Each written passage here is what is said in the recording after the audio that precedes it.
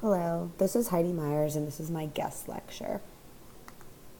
My topic is as below: study some recent instances in which top management and or the board of directors have not served shareholder interests. Speculate on why the issue of ownership and control has been such a controversial issue since Adam Smith expressed his concern about those who manage other people's money many years ago.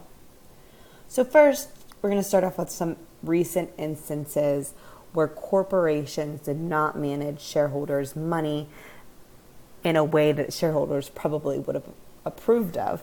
Enron overvalued their future earnings, created partnership corporations to absorb gains and losses, and basically made a whole smoke and mirrors show to keep their credit ratings and stock prices high.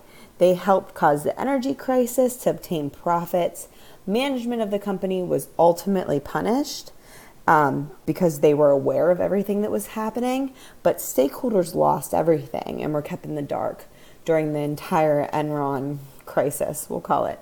And then if you think of the 2008 financial crisis, deregulation led to credit default swaps being done by the insurance industry, subprime mortgages, banks, mortgage lenders, the insurance industry.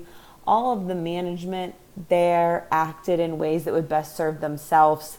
They got greedy, and that led to a loss of money by stockholders and led to a large government bailout that affected almost the entire country and world.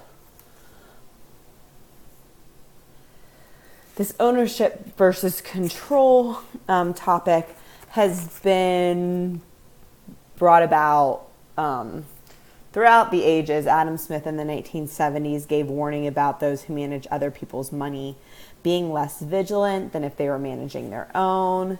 And at the start of the Great Depression, Adolph Burley Jr. and Gardner Means criticized executives of large corporations for losing sight of shareholders' interests.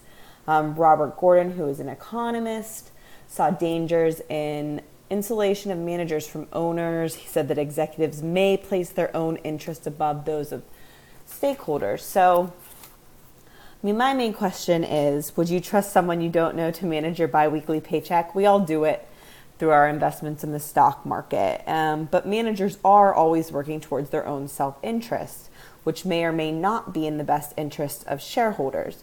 So it's probably best if a corporation, shareholders and management have the same ideals, they're working towards the same thing. That can prevent these kind of things from happening in the future. But I think there always will be a threat of corporations mismanaging stockholder money.